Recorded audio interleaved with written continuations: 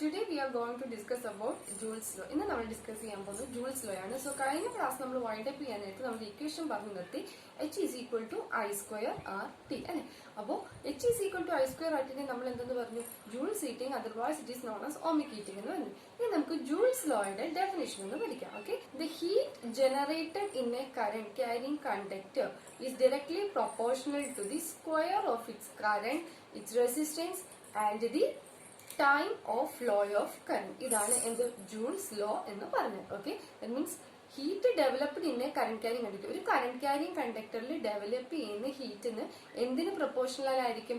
അവിടുത്തെ square of the current, കറന്റിന്റെ സ്ക്വയറിന് പ്രൊപ്പോർഷണൽ ആയിരിക്കും. അതേപോലെ തന്നെ റെസിസ്റ്റൻസിന് പ്രൊപ്പോർഷണൽ ആയിരിക്കും. സെയിം ആസ് ദാറ്റ് ടൈമിന് പ്രൊപ്പോർഷണൽ, ഫ്ലോ ഓഫ് കറന്റ് ടൈമിനും അത് പ്രൊപ്പോർഷണൽ ആയിരിക്കും. ഓക്കെ, സോ നമുക്ക് അതിനെ എങ്ങനെ എഴുതാം? എഴുതാം, അതായത് heat generated in a current carrying conductor which is denoted by the letter H is directly proportional to the square of the current. Current is represented by I and resistance of the conductor which is represented by R and time T. ഇവിടെ proportionality sign മാറ്റാൻ വേണ്ടി നമ്മളൊരു proportionality constant വെച്ച് multiply ചെയ്യുക. So we can right H is equal to K I square R T, where H is equal to I square R T in the case of K is equal to 1. K 1 ആവുന്ന കണ്ടീഷനിൽ നമുക്ക് എന്ത് എഴുതാം? H is equal to I square RT എന്ന് എഴുതാം. So the heat developed in a current carrying conductor is directly proportional to the square of the current, resistance and the time. That is I current in ampere, R resistance in ohm and T time in second. So next we are going to find out the factors that influence the heating effect of electric current. അപ്പോൾ അടുത്ത നമ്മളൊരു table analyse ചെയ്ത ടേബിളിനകത്തുനിന്ന് നമ്മൾ ഹീറ്റിനെ, ഒരു current carrying കണ്ടക്ടറിലെ ഹീറ്റിനെ most depend ചെയ്യുന്ന factor ഏതാണെന്ന് കണ്ടുപിടിക്കാനായിട്ട് പോവാണ്. സോ നമ്മൾ ഇവിടെ ഇപ്പോൾ ചെയ്യാൻ പോകുന്നത് ഈ ഒരു ടേബിൾ നമ്മൾ കൺസിഡർ ചെയ്തിട്ട് H is equal to I square RT ആണ് നമ്മൾ പറഞ്ഞു. അപ്പോൾ ഒരു കണ്ടക്ടറിൽ ഡെവലപ്പ് ചെയ്യുന്ന ഹീറ്റിനെ ഏറ്റവും കൂടുതൽ, അതായത് മോസ്റ്റ്ലി ഇൻഫ്ലുവൻസ്ഡ് ഫാക്ടർ I ആണോ T ആണോ അതർവൈസ് R ആണോ എന്നാണ് നമ്മൾ ഈ ടേബിളിൽ കൂടെ കണ്ടുപിടിക്കാനായിട്ട് പോകുന്നത്. സോ ഫസ്റ്റ് കോളത്തിൽ നമ്മൾ resistance R in ohm, second കോളത്തിൽ കറന്റ് I ഇൻ ആംപിയർ, മൂന്നാമത്തെ കോളത്തിൽ ടൈം T ഇൻ സെക്കൻഡ്, നാലാമത്തെ കോളത്തിൽ അവിടെ ജനറേറ്റ് ചെയ്യുന്ന heat I square RT in joule and last കോളത്തിൽ ചേഞ്ച് ഇൻ ഹീറ്റ് H നമ്മൾ കൊടുത്തിട്ടുണ്ട്. സോ ഈ ചേഞ്ച് ഇൻ ഹീറ്റ് നമ്മൾ ഈ വാല്യൂസ് വെച്ച് H is equal to I square RT യിൽ സബ്സ്റ്റിറ്റ്യൂട്ട് ചെയ്ത് നമ്മൾ ചേഞ്ച് ഇൻ ഹീറ്റ് കണ്ടുപിടിക്കുന്നു. ഓക്കെ, അപ്പൊ ചേഞ്ച് ഇൻ ഹീറ്റ് എന്ന കോളം നമ്മൾ ഇതുമായിട്ട് കമ്പയർ ചെയ്തിട്ടാണ് നമുക്ക് നോക്കാൻ പോകുന്നത് which factor influences the most by heat developed in a current carrying conductor. ഈ കറന്റ് ക്യാരിങ് കണ്ടക്ടറിൽ ഡെവലപ്പ് ചെയ്യുന്ന ഹീറ്റിനെ ഏറ്റവും കൂടുതലായിട്ട് ഇൻഫ്ലുവൻസ് ചെയ്യുന്ന ഫാക്ടർ ഏതാണ്? I ആണോ അതർവൈസ് R ആണോ അല്ലെങ്കിൽ T ആണോ എന്ന് നമ്മൾ. അപ്പൊ നമുക്ക് ഫസ്റ്റ് വാല്യൂസ് നമുക്ക് കൺസിഡർ ചെയ്യാം. ഇവിടെ ഫസ്റ്റ് കേസിൽ എന്താ പറഞ്ഞിരിക്കുന്നത്? R is equal to 2R, I is equal to I, T is equal to T എന്ന് കൊടുത്തിട്ടുണ്ട് അല്ലേ. അപ്പൊ നമ്മൾ ആദ്യം ഇക്വേഷൻ എഴുതുക H is equal to I square RT ആണല്ലോ നമ്മുടെ ഇക്വേഷൻ എഴുതി. ഇനി നമ്മൾ ഈ വാല്യൂസ് ഓരോന്നും സബ്സ്റ്റിറ്റ്യൂട്ട് ചെയ്ത് കൊടുക്കാൻ പോകും. ഓക്കെ, ഐക്ക് എന്താ കൊടുത്തിരിക്കുന്നത്? I തന്നെയാണ് കൊടുത്തിരിക്കുന്നത്. സോ I square, R-ന് 2R കൊടുത്തിരിക്കുന്നു, T-ക്കോ T കൊടുത്തിരിക്കുന്നു. ഓക്കെ, സോ ഐയുടെ വാല്യൂ I തന്നെയാണ് ഇവിടെ കൊടുത്തിരിക്കുന്നത്. So we can right I square, R-ന് 2R നമ്മൾ കൊടുത്തു, T-ക്ക് T നമ്മൾ കൊടുത്തു. ഓക്കെ, സോ നമുക്കിപ്പോൾ ഇതെങ്ങനെ കിട്ടി? നമുക്ക് ഈ 2നെ ഇങ്ങനെ എടുക്കാം, 2 I square RT അങ്ങനെയാണല്ലോ നമുക്ക് കിട്ടുന്നത്. H is equal to 2 I square RT, അതായത് ഈ ഫാക്ടർ മാത്രം I square RT എന്ന് പറഞ്ഞാൽ എന്താണ്? H ആണ് അല്ലെ. സോ നമുക്ക് എങ്ങനെ എഴുതാം? 2H. Okay, so I square RT എന്ന് പറഞ്ഞാൽ H ആണ്. സോ നമുക്ക് അതിനെ എന്ത് എഴുതാം? 2H എന്ന് നമുക്ക് എഴുതാം. ഹീറ്റ് ജനറേറ്റ് ചെയ്ത ഹീറ്റിനെ നമുക്ക് എങ്ങനെ എഴുതാം? 2 I square RT. അതായത് അവിടുത്തെ ചേഞ്ച് ഇൻ ഹീറ്റ് എന്ന് പറഞ്ഞാൽ എത്ര കിട്ടി? 2H. ഓക്കെ, അപ്പൊ നമുക്കിനി സെക്കൻഡ് കേസ് കൺസിഡർ ചെയ്യാം, R 2I T. Okay, so നമുക്ക് എങ്ങനെ എഴുതാം? H is equal to I square RT ആണ്. ഓക്കെ, ഐക്ക് എത്രയാണ് കൊടുത്തിരിക്കുന്നത്? 2I അല്ലെ. അപ്പൊ 2I square, R-ന് R തന്നെ കൊടുത്തിരിക്കുന്നു, time T. Okay, 2I square means 4, I square 2 square 4 വരും, I square R T. Okay, I square R T എന്ന് പറഞ്ഞാൽ എന്താണ്? എച്ച് ആണ്. So we can right 4h ആണല്ലോ. സോ ഹീറ്റ് ജനറേറ്റഡ് നമുക്ക് എന്ത് എഴുതാം? 4i square R T. Change in heat 4h എഴുതാമല്ലോ. സോ ഇനി നമുക്ക് തേർഡ് കേസ് കൺസിഡർ ചെയ്യാം. തേർഡ് കേസിനകത്ത് എന്ത് വരുന്നു? തേർഡ് കേസിനകത്ത് എങ്ങനെയാ വരുന്നത്? തേർഡ് കേസ് നമ്മൾ ഇനി തേർഡ് കേസ് കൺസിഡർ ചെയ്യാൻ പോകുമ്പോൾ r/2i/t. ഓക്കെ, അപ്പൊ i നമുക്ക് എന്ത് എഴുതാം? I square. ഓക്കെ, ആറിന് പകരം എന്താ വന്നേക്കുന്നത്? r/2t is equal to i square R T by 2. Okay, I square R T എന്ന് പറഞ്ഞാൽ എന്താ? h/2. ഓക്കെ, നമുക്ക് എന്ത് എഴുതാം? h/2 എന്ന് എഴുതാം. സോ ഇവിടെ ചേഞ്ച് ഇൻ ഹീറ്റ് എന്ന് പറഞ്ഞാൽ എന്ത് കിട്ടും?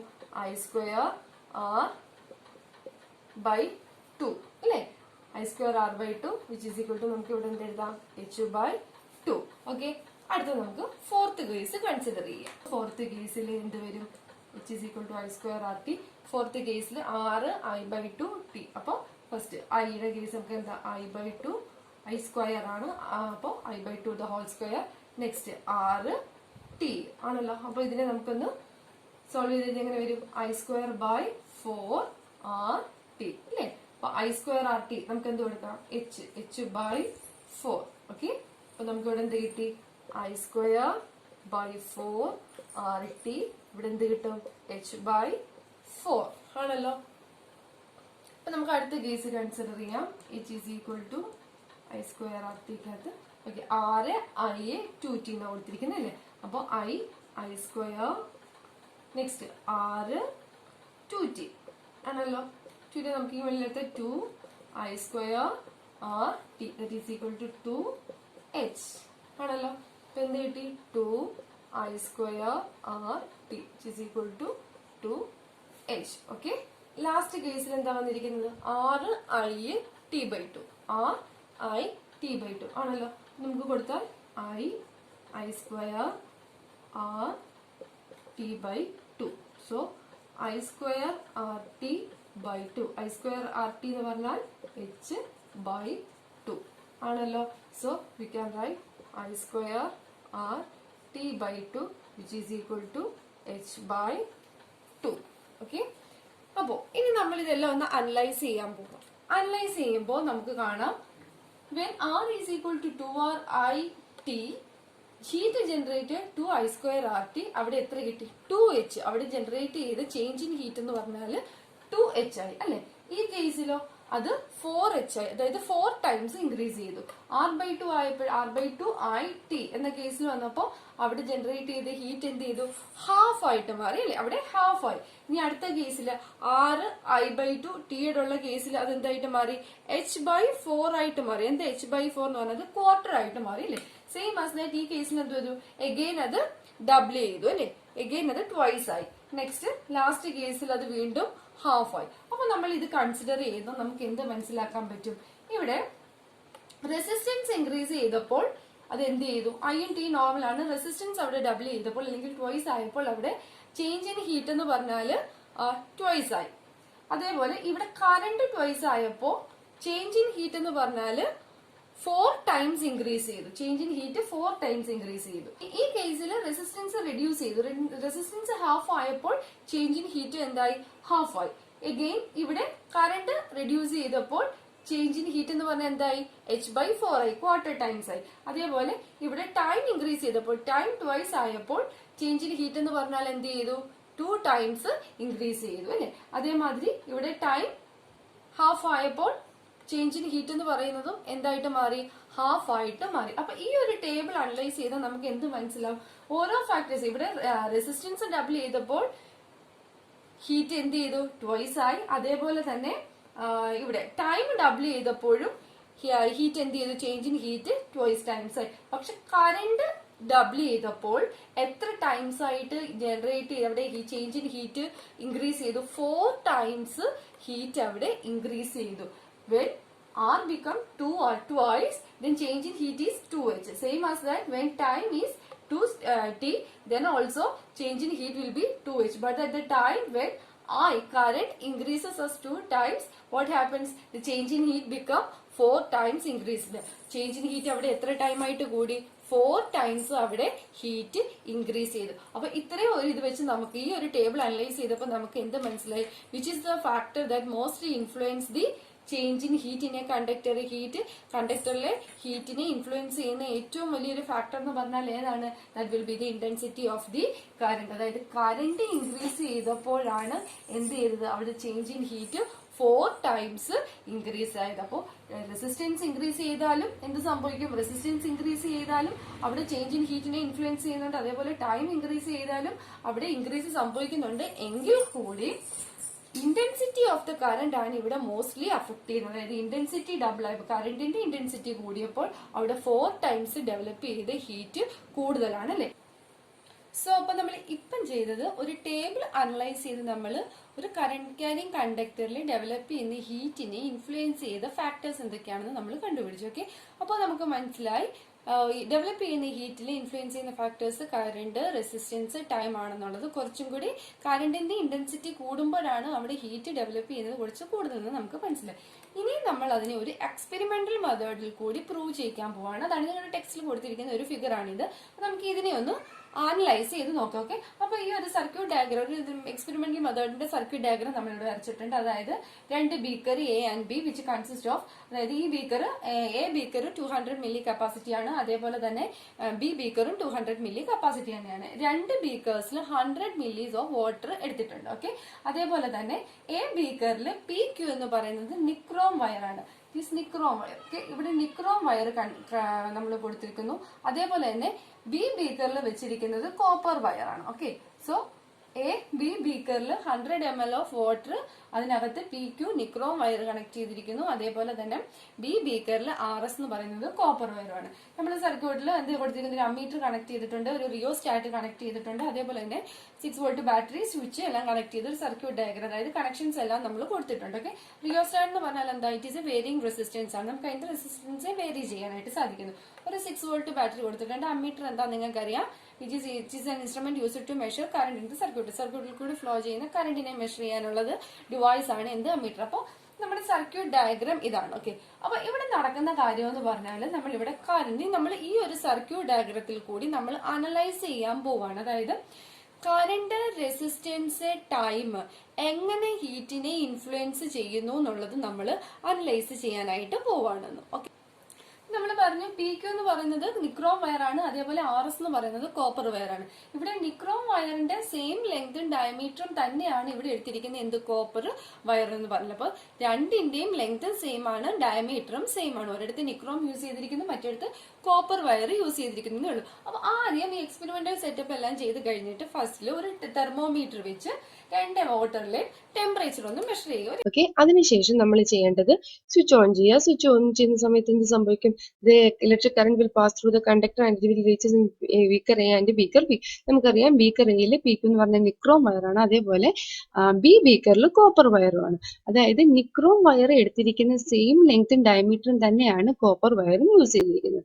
അപ്പോൾ നെക്സ്റ്റ് നമ്മൾ ചെയ്യേണ്ടത് കറന്റ് ഓൺ ചെയ്ത് കഴിഞ്ഞതിന് ശേഷം നമ്മൾ വീണ്ടും തെർമോമീറ്റർ ഉപയോഗിച്ച് 2 ബീക്കറിലെയും റീഡിങ് പ്ലോട്ട് ചെയ്തു. ഓക്കെ, അങ്ങനെ റിപ്പീറ്റ് ചെയ്തൊരു 3 to 4 ടൈംസ് നമ്മൾ ചെയ്യുമ്പോൾ നമുക്ക് കണ്ടുപിടിക്കേണ്ടത് ഏത് ബീക്കറിലാണ് കൂടുതലായിട്ട് അവിടെ ഹീറ്റ് പ്രൊഡ്യൂസ് ചെയ്യുന്നത്. നമുക്ക് മനസ്സിലാക്കാൻ സാധിക്കും, നമ്മൾ റീഡിംഗ് എടുത്തതിൽ നമുക്ക് മനസ്സിലാക്കാൻ സാധിക്കും ബീക്കർ എയിലാണ് കൂടുതലായിട്ടും ടെമ്പറേച്ചർ ബിനെ അപേക്ഷിച്ച് കൂടിയിരിക്കുന്നത്. ബിക്കോസ് എ ബീക്കറിലുള്ളത് നിക്രോം വയറാണ്. അതായത് നിക്രോം വയറിന് റെസിസ്റ്റൻസ് കൂടുതലായതുകൊണ്ട് നിക്രോം വയറിലുള്ളിടത്താണ്, അതായത് ബീക്കർ എയിലാണ് ടെമ്പറേച്ചർ കൂടുതലായിട്ട് നമുക്ക് പ്ലോട്ട് ചെയ്യാനായിട്ട് സാധിക്കുന്നത്. അപ്പോൾ ഫസ്റ്റ് ഫാക്ടർ നമുക്ക് ക്ലിയർ ആയി. As the resistance increases heat produced also increases. Okay, അപ്പോൾ റെസിസ്റ്റൻസ് കൂടിക്കഴിഞ്ഞാൽ അവിടെ പ്രൊഡ്യൂസ് ചെയ്യുന്ന ഹീറ്റും കൂടുതലായിരിക്കും. നമുക്ക് ഇതിൽ നിന്ന് നമുക്ക് മനസ്സിലാക്കാനായിട്ട് സാധിക്കുന്നു. അപ്പൊ നെക്സ്റ്റ് നമ്മൾ നോക്കാനായിട്ട് പോകുന്നത് ഇനി റിയോസ്റ്റാറ്റ് അഡ്ജസ്റ്റ് ചെയ്ത്, അതായത് ഇവിടുത്തെ കറന്റിനെ നമ്മൾ ഇൻക്രീസ് ചെയ്യിപ്പിക്കുന്നു. ഓക്കെ, അപ്പൊ ഈ സർക്യൂട്ടിലുള്ള കറന്റിനെ ഇൻക്രീസ് ചെയ്ത് ചെയ്യുമ്പോൾ ഈ 2 ബീക്കറിലും എന്തെങ്കിലും ചേഞ്ചസ് ഉണ്ടാവുന്നുണ്ടോ എന്ന് നോക്കുന്നു. അവിടെ ഉണ്ടാവുന്നുണ്ട്. ആസ് കറന്റ് ഇൻക്രീസസ് 2 ബീക്കറിലെയും ടെമ്പറേച്ചർ എന്ത് ചെയ്യുന്നു? ഇൻക്രീസ് ചെയ്യുന്നു. So as the current increases the heat produced also increased. Okay, as the current increases the heat produced also increased. Current കൂടുന്നതിനനുസരിച്ച് അവിടെ ഹീറ്റും എന്ത് ചെയ്യുന്നു? ഇൻക്രീസ് ചെയ്യുന്നു. അപ്പൊ രണ്ടാമത്തെ ഫാക്ടർ നമുക്ക് ക്ലിയർ ആയി. കറന്റ് കൂടുമ്പോൾ, അതായത് കറന്റ് എന്തിനെ ഇൻഫ്ലുവൻസ് ചെയ്യുന്നു? ഹീറ്റിനെ ഇൻഫ്ലുവൻസ് ചെയ്യുന്നു എന്ന് നമുക്ക് മനസ്സിലാക്കാം.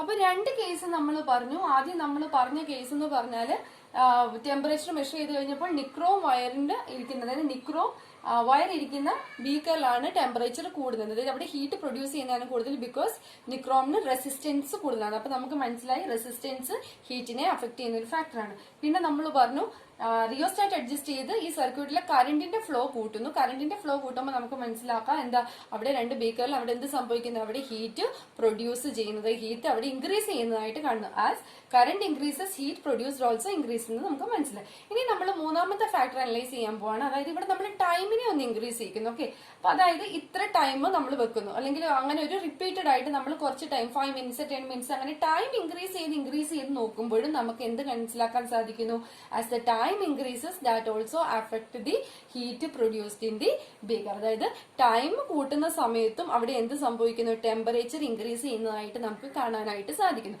അപ്പൊ എക്സ്പെരിമെന്റൽ മെത്തേഡിൽ കൂടിയും പ്രൂവ് ചെയ്തു എന്ത്, ഹീറ്റിനെ ഡിപ്പെൻഡ് ചെയ്യുന്ന 3 ഫാക്ടേഴ്സ് ആണ് resistance, current and the time എന്നുള്ളത്. ഓക്കെ, ക്ലിയർ ആയല്ലോ? അപ്പൊ നമ്മൾ നെക്സ്റ്റ് ഇനി നമ്മളൊരു 3 ഇക്വേഷൻ പരിചയപ്പെടാൻ പോകണം. ഓക്കെ, നമുക്കറിയാം H = I²RT ആണെന്നല്ലേ. അപ്പൊ H = I²RT പോലെ തന്നെ ആ സെയിം ഇക്വേഷൻസ് സെയിം തന്നെയാണ്. പക്ഷെ നമ്മൾ പ്രോബ്ലം ചെയ്യുന്ന സമയത്ത് ഏതെങ്കിലും ഒരു ടേം നമുക്ക് തന്നിട്ടില്ലെങ്കിൽ നമുക്ക് കുറച്ചുകൂടി ഈസി ആയിട്ട് മറ്റൊരു ഇക്വേഷൻ യൂസ് ചെയ്ത് നമുക്ക് ചെയ്യാനായിട്ട് സാധിക്കും. അപ്പോൾ H = I²RT എന്നുള്ള ഇക്വേഷൻ പോലെ തന്നെ നമുക്കൊരു 2 ഇക്വേഷൻ കൂടി നമുക്ക് ഡിറൈവ് ചെയ്ത് എടുക്കാം. ഓക്കെ, അപ്പൊ 3 ഇക്വേഷൻ എന്താണെന്നുള്ളത് ആദ്യം എഴുതാം, എന്നിട്ട് ആ ഇക്വേഷൻ എങ്ങനെ കിട്ടുന്നു നമുക്ക് നോക്കാം. അപ്പം പ്രോബ്ലം സോൾവ് ചെയ്യാൻ വേണ്ടി നമുക്ക് അതിൽ ഏത് ഇക്വേഷൻ വേണമെങ്കിലും നമുക്ക് യൂസ് ചെയ്യാനായിട്ട് സാധിക്കും. ഓക്കെ, പ്രോബ്ലംസ് നമ്മൾ അടുത്തൊരു സെഷനായിട്ട് ചെയ്യുന്നതായിരിക്കും. അപ്പോൾ ഇതാണ് 3 ഇക്വേഷൻസിൽ നമുക്ക് ഫസ്റ്റ് ഇക്വേഷൻ നമുക്ക് ഫെമിലിയർ ആണ്, H = I²RT. പിന്നുള്ള 2 ഇക്വേഷൻസ് ആണ് H = V²R/T, അതേപോലെ തന്നെ H = VIT. അപ്പോൾ ഈ ഇക്വേഷൻ നമുക്ക് ഫെമിലിയർ ആണ് അല്ലെ. അപ്പൊ ഈ ഇക്വേഷൻ എങ്ങനെയാണ് വന്നതെന്നും ഒക്കെ ഉള്ള കാര്യം നമുക്കറിയാം. ഇനി ഈ ഇക്വേഷൻ രണ്ടാണ് നമുക്ക് എങ്ങനെ ഡിറൈവ് ചെയ്തെടുക്കാമെന്ന് നമുക്ക് നോക്കാം. ഓക്കെ, അപ്പൊ നമുക്ക് ഫസ്റ്റ് എന്ത് കൺസിഡർ ചെയ്യാം, നമ്മുടെ ഓംസ് ലോ കൺസിഡർ ചെയ്ത് നമുക്ക് എന്തറിയാം, V = IR ആണെന്നുള്ള കാര്യം നമുക്ക് അറിയില്ല. അപ്പൊ ഈ ഇക്വേഷനിൽ നിന്ന് തന്നെ നമുക്ക് പല വാല്യൂസും നമുക്ക് ഡിറൈവ് ചെയ്യാം അല്ലെ. ഇപ്പൊ V = IR, V ആണെന്ന് ചോദിച്ചാൽ നമുക്ക് IR ചെയ്ത്, ഇനിയിപ്പോ ഇവിടുന്ന് I ആണ് കാണുന്നെങ്കിൽ നമുക്ക് എന്ത് ചെയ്യാം, കറണ്ട് ആണ് നമുക്ക് കണ്ടുപിടിക്കണമെങ്കിൽ നമുക്ക് എങ്ങനെ എഴുതാം, I = നമുക്ക് എന്ത് എഴുതാം, I = V/R എന്ന് എഴുതാം അല്ലെ. അതേപോലെ R ആണ് കണ്ടുപിടിക്കണമെങ്കിൽ നമുക്ക് എന്ത് എഴുതാം, R = നമുക്ക് എന്ത് എഴുതാം, V/I എന്നും എഴുതാം അല്ലെ. സോ V = IR നമുക്കറിയാം. ഇനി നമുക്ക് ഇവിടുന്ന് I ആണ് കണ്ടുപിടിക്കേണ്ടതെങ്കിൽ നമുക്ക് എങ്ങനെ എഴുതാം, I = V/R ആണല്ലോ. സെയിം ആസ് ദാറ്റ് നമുക്ക് ഇനി R ആണ് കണ്ടുപിടിക്കണമെങ്കിലോ, R ആണെങ്കിൽ V/I. ഓക്കെ, അപ്പൊ നമുക്ക് 2 ഇക്വേഷൻ കിട്ടി. Ohm's ലോയിൽ I = V/R, R = V/I ആണല്ലോ. നമ്മൾ ഇനി ഈ ഫസ്റ്റ് ഈ ഇക്വേഷൻ നമുക്ക് ഡിറൈവ് ചെയ്യാം. H = V²/R × T ആണെന്ന് നമ്മൾ പറഞ്ഞു. അപ്പൊ നമുക്ക് ഏത് ഇക്വേഷനിൽ ഇത് ഡിറൈവ് ചെയ്യാം, നമ്മുടെ H = I²RT. Okay, H = I²RT ആണെന്നുള്ള കാര്യം നമുക്കറിയാമല്ലോ. H = I²RT ആണ് നമുക്കറിയാം. അപ്പൊ ഈ ഐക്ക് പകരം നമുക്ക് ഈ വാല്യൂ സബ്സ്റ്റിറ്റ്യൂട്ട് ചെയ്യാം. ഓക്കെ, ഐക്ക് പകരം I = V/R എന്നുള്ള വാല്യൂ നമുക്ക് സബ്സ്റ്റിറ്റ്യൂട്ട് ചെയ്യാം. നോക്കിയാൽ എന്ത് കിട്ടും, I² ആണല്ലേ. അപ്പോ V/R ² R × T ഇത് വരും, V²/R² × R × T. ഒരാറും ക്യാൻസൽ ആയി പോകും. therefore V²/R എന്ത് വരും, R × T. H = V²/R × T. കിട്ടിയോ ഇക്വേഷൻ, H = V²/R × T. അതായത് നമ്മുടെ H = I²RT എന്നുള്ള ഇക്വേഷനകത്ത് നമ്മൾ എന്തിന്റെ വാല്യൂ കൊടുത്തു, ഈ V = IR എന്നുള്ളതിന്റെ I യുടെ വാല്യൂ നമ്മൾ ഇവിടെ സബ്സ്റ്റിറ്റ്യൂട്ട് ചെയ്തപ്പോൾ നമുക്ക് H = V²/R × T എന്ന് കിട്ടി. അടുത്ത നമ്മൾ ഇനി H = VIT എങ്ങനെ കിട്ടുമെന്ന് നമുക്ക് നോക്കാം. H = VIT. ഓക്കെ, എഗെയിൻ നമുക്ക് നമ്മുടെ ഫസ്റ്റ് ഇക്വേഷൻ തന്നെ കൺസിഡർ ചെയ്യാം. H = I²RT. ഇനി നമ്മൾ ഈ ആറിന് പകരം നമ്മൾ എന്ത് യൂസ് ചെയ്യാൻ പോവാ, ഇവിടെ R = ഈ V/U എന്നുള്ളൊരു വാല്യൂ നമ്മളിവിടെ യൂസ് ചെയ്യാൻ പോകും. അപ്പൊ നോക്കിയേ H = I², ആറിന് പകരം V/I. Okay, V/I × T. H = I/യും ക്യാൻസൽ ചെയ്ത് പോകും. പിന്നെ എന്ത് വരും, I/V/T. ഓക്കെ, നമുക്ക് എങ്ങനെ എഴുതാം, H = VIT എന്ന് ഒന്ന് അറേഞ്ച് ചെയ്ത് നമുക്ക് എഴുതാം. ഓക്കെ, ക്ലിയർ ആയല്ലോ. സോ നമുക്ക് 3 ഇക്വേഷൻസും കിട്ടി.